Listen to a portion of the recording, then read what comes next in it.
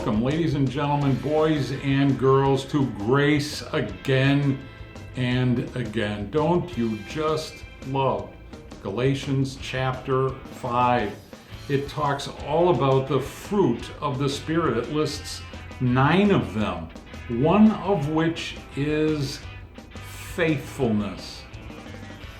Psalm 117 verse 2 says, "The faithfulness of the Lord never ends." Those words actually functioned long ago as a call to worship during their worship service. It's all about a God who appears in grace and in truth to love and to save God's people.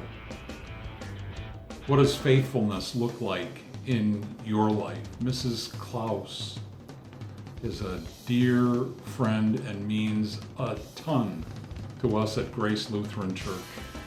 She's going to show you what faithfulness looks like in her life, and we're going to invite you to show us what faithfulness looks like in your life.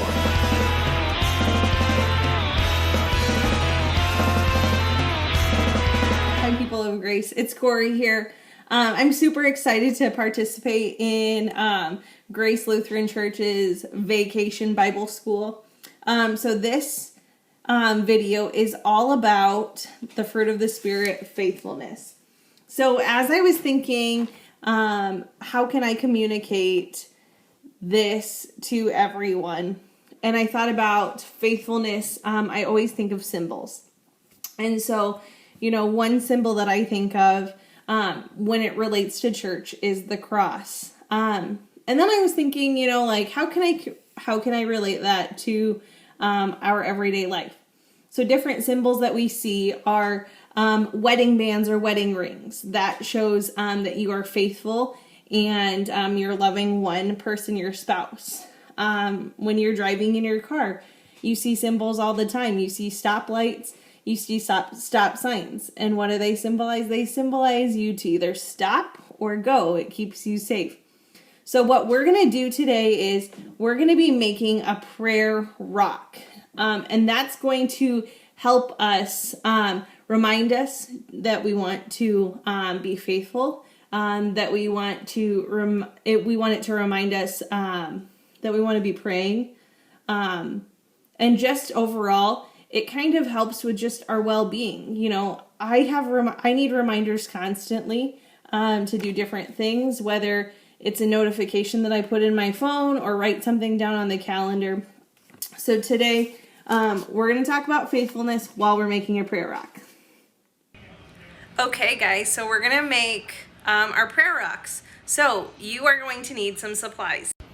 Okay, so I got some rocks for our prayer rocks. I've got a white pen and a black permanent marker, paint, and according to my sister-in-law, you need to use acrylic paint so it stays, and then I have some paint brushes. So step 1, take your rock, take any paint you want, and go ahead and paint it up. All right, so I've got some of these painted. Now I'm going to pick some words to put on my prayer rock.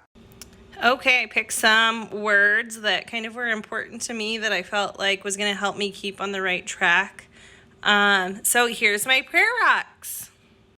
Thanks, you guys. And if you have any extra, Deb is going to have a bucket outside of Grace Lutheran Church that you can put extras in to make a prayer garden. We would love to hear from you. Direct your response to Grace Lutheran